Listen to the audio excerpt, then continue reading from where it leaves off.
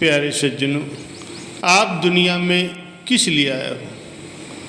कौन सा काम था जो तुम्हें करना था और तुम क्या कर रहे हो? ये दो ऐसे पहलू हैं जिस पर प्रत्येक इंसान को सोच विचार करना चाहिए। सोच विचार से जो परिणाम सामने आता है उस पर अमल करना चाहिए। रूहानी संत महापुरुष इसके बारे में कहते हैं, वो अपने अनुभव बतलाते हैं।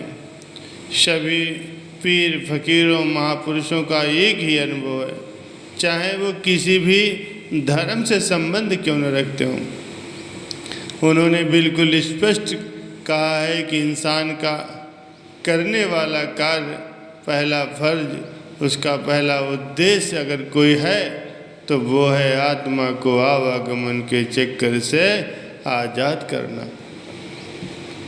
महापुरुष फरमाते हैं कि किस लिए दुनिया में आया समझा नहीं इस राज को, लग गया रोजी की फिक्र में, भूल गया असली बात को। छोड़ दे तू फिक्र अपनी, जिक्र कर भगवान का, फिक्र तेरी आप करेगा जिसने जामा दिया इंसान का। बंदगी मालिक की करना असली तेरा काम था, गैर ख्यालों को हटाकर दिल में बसाना प्रभु नाम था। चेत जा और जाग जा, है जिंदगी दो चार दिन, कर ले नाम और भक्ति की कमाई, जिससे समझ जाए तेरा जीवन। प्यारे सज्जनों, इस संसार में रहते हुए उस ईश्वर को, खुदा को या भगवान को, जिसके कि अलग अलग नाम हैं, सभी धर्मों में उसको अलग अलग नामों से बुलाया गया है। उस ताकत से रूबरू होना, उसकी दया, उसके रहमत का एहसास करना, ये इंसान का पहला कर्तव्य है।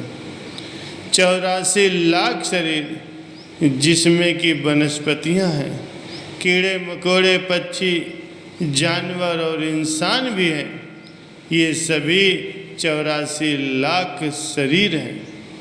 इन 84 लाख शरीरों में आत्मा एक शरीर को छोड़ती है और फिर दूसरे शरीर में प्रवेश करती है, क्योंकि ये भी काल का मालिक से लिया हुआ वचन है कि आत्मा को अपने पिछले जीवन का कुछ भी याद नहीं रहेगा। और यही होता भी है। कौन सा शरीर था और उस शरीर में उसने कैसे कर्म किए थे, इस तरह 84 लाख योनियों में चक्कर लगाने के बाद या लगाते लगाते आखिर में ये इंसान का शरीर मिलता है। इसके बारे में सभी धर्म ग्रंथों में लिखा मिलता है। संत फरमाते हैं कि आत्मा जब एक शरीर को छोड़ती है और दूसरे शरीर में प्रवेश करती है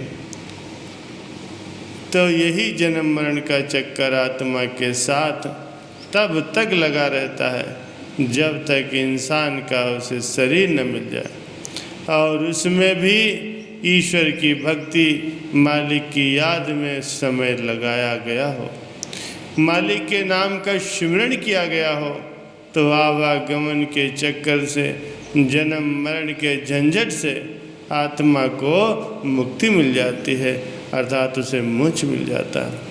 अगर इस शरीर में भी ईश्वर को बुलाया गया तो फिर आत्मा को 84 लाख योनियों में जन्म मरण के चक्कर में जाना पड़ेगा। 184 भ्रमतिया दुर्लभ जन्म पायो, नानक नाम संभाल तू शो दिन नेड़ आयो। 84 लाख शरीरों में चक्कर लगाने के बाद ये दुर्लभ मानुष शरीर आपको मिला हुआ है। नानक नाम संभाल तू शो दिन नेड़ा आयो। तेरी आखिरी तब्दीली, जिसे मृत्यु कहते हैं, वो दिन दिन प्रतिदिन नज़दीक आता जा रहा है। वो दिन कब आएगा, किस जगह पे आएगा, किस रूप में आएगा, ये किसी को भी पता नहीं है। ये सभी को पता है कि वो दिन एक न एक दिन जरूर आएगा, जिसे मौत कहते हैं, लेकिन मानता फिर भी कोई नहीं। ये बहुत हैरानी की बात है। यक्ष ने युधिष्ठिर से प्रश्न पूछा था कि दुनिया में सबसे आश्चर्यजनक बात क्या है, सबसे बड़ा अजूबा कौन सा है।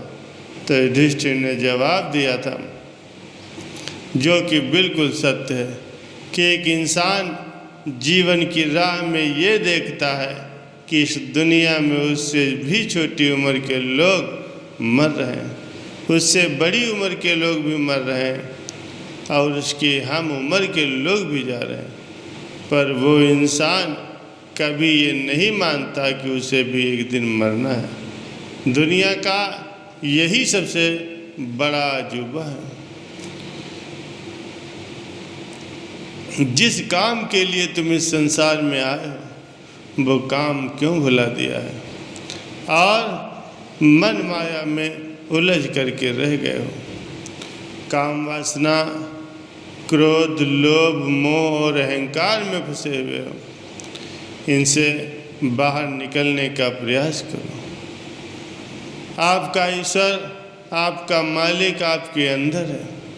हमारे धर्मों में लिखा है कि वह कण कण, जर्रे जर्रे में है। इसका मतलब हमारा शरीर भी उसी कण में ही आ गया, तो वो भी हमारे अंदर ही है। हमारे अंदर उसकी आवाज़ चल रही है। ये वास्तव में सुनी हुई, देखी हुई, महसूस की हुई बात है। तो वो आवाज़ अगर हम सुन पाए तो 100% आपके गम, चिंता, भय जड़ से समाप्त हो सकते हैं। आत्मिक शक्तियाँ आपकी जागृत हो सकती हैं, तो जिसके द्वारा आप नेकी के काम ज़्यादा से ज़्यादा कर सकते हो।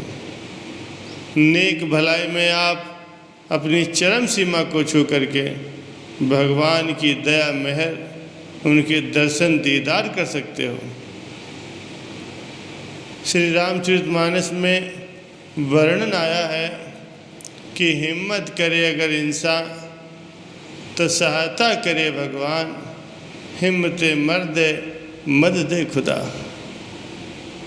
दोनों का मतलब एक ही है कि आप हिम्मत कीजिए, मेहनत कीजिए, ईश्वर अल्लाह आपकी मदद ज़रूर करेगा।